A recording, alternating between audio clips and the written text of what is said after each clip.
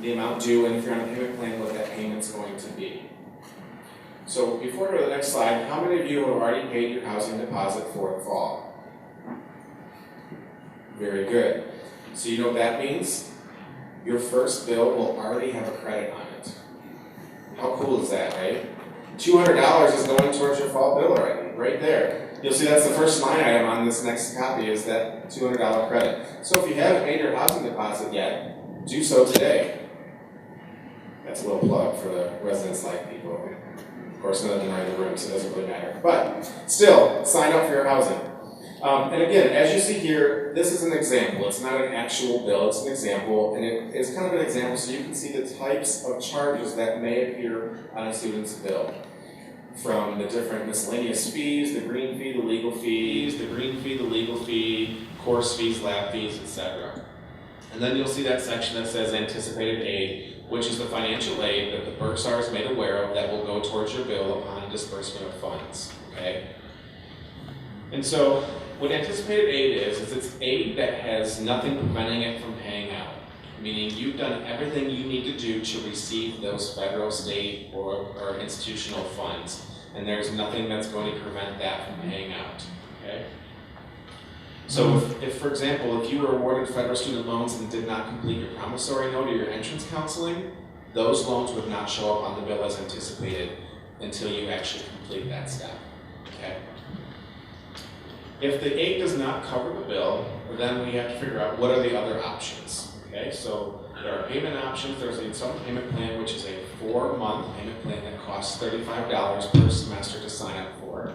And it just takes your bill, subtracts any aid, and it divides it into 4 equal payments. Obviously, you'll want to pay your bill on time, and whether it's on a payment plan or in full, to avoid any penalties that may accrue. So as I mentioned, your financial aid may not cover your entire balance, and if the payment plan still may not be an option for you because of the large balance that's remaining, you have options to cover that funding gap. We have additional scholarships. You'll continue to always look for scholarships. Even if you're not getting them now, if you can get them later, it'll still help you down the road. So always keep looking at scholarship opportunities come up about. We mentioned the payment plan. Students, you can work in the summer. Any students planning on working in the summer to save up for college?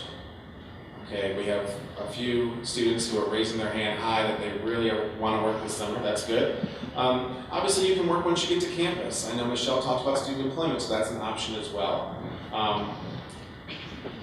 We have the Parent Plus loan and private loan options, and I'll talk about those next. So you do have some choices, and parents, the first choice is yours. It's called the Parent Loan for undergraduate students. What that basically means is that is a loan that the parent is applying for in the parent's name for the student's educational cost. That means that the loan will always be in the parent's name. The loan will not transfer to the student's name upon graduation. However, there is a couple perks with this loan. You can defer making payment on it till either they graduate or stop attending, or 6 months after they graduate if you choose that option. There's no penalty for paying while you're in deferment, and in fact, there's no penalty to pay it in advance and be done with it. So there are some perks. It is a federal loan with a fixed interest rate currently at 6.84%. Okay. The other option that you have in terms of loans would be a private loan or alternative loan, and that would be through any lender of your choosing that still does educational loans. So if you have a credit union or a bank of preference, you can check with them, and they can let you know what options they have, if any, to do those. Are there any questions on the bill, loans, etc. before we move on? I see a hand over there.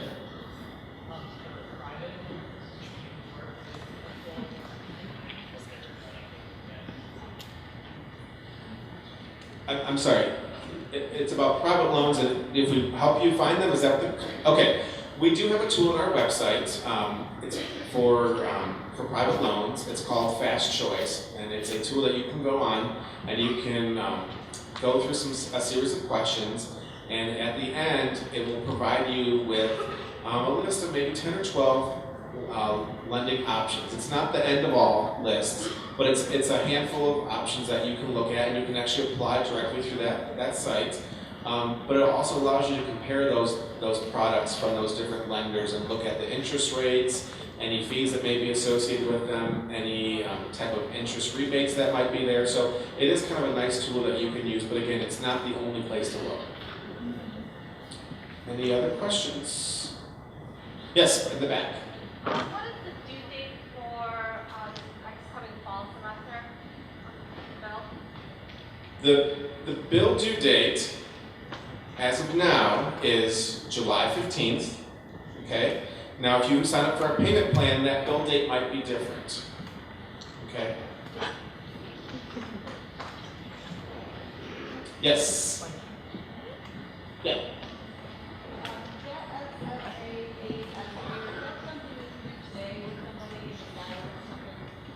It's not something that's set up in there. You can do it at any point in time. If you want to come back to our office and kind of go over with something, you can definitely do that. There aren't going to be computers set up in the Sky Bank room, but it's not something you necessarily need our office to do. It's something that you can do on your own, but if you'd like someone to walk through it with you, you're more than welcome to ask one of us and we can help you. And then she was referring to that financial aid estimator on our website. Yes? Good morning. Question for private scholarships that are maybe local or from someone's job or fraternities or those types of things. Do they send that money directly to BGSU, or if you have a ceremony and they hand them a check? How does all of that work? So the question is, if you're getting local or community scholarships, how that works. And to be honest, there's not one correct answer, because some organizations will ask you to fill out a form and then they will send it directly to the university. Some will cut a check directly to the student and put the student and the university on it, and therefore the student would have to sign it, bring it here, and then we would put it in. And some would go directly to the student. And in all three cases, you're going to want to let our office know what types of scholarship, how much, etc. Preferably, we love to get the award letter so we know exactly if there's specifics that it can be used for. Some scholarships are tuition specific, some can go towards other charges. So it's great if we get that award letter and then we kind of know that that's coming and can plan on that. Thank you. Other questions? I see someone pointing. Yes, go ahead.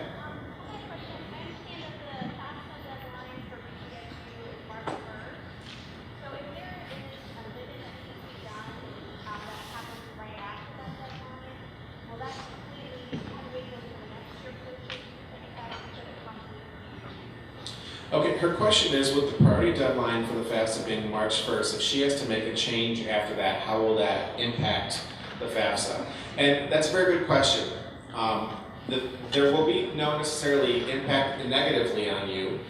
You can go back and make changes. If you've just done it, you'll have to wait 3 days, but that priority deadline date, we're going to go off of the date that you submitted the original FAFSA. Okay, so if it has a February 23rd date, that's the date that we're using, not the date you made a correction. Because a lot of people will estimate their taxes, and so they'll do the FAFSA now, and then maybe April 16th, after they mail their taxes in, they'll go back in and update that. So that's not a problem at all. Yes?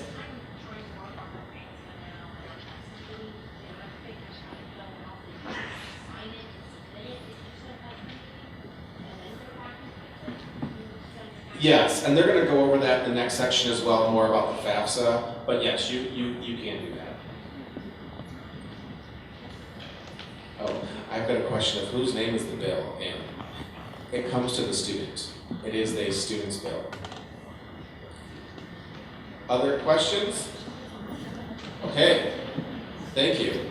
If you do have more, there's going to be a break next. You can grab any one of us an orange, and then at the end of the presentation, we'll be in the Sky Bank room for more questions.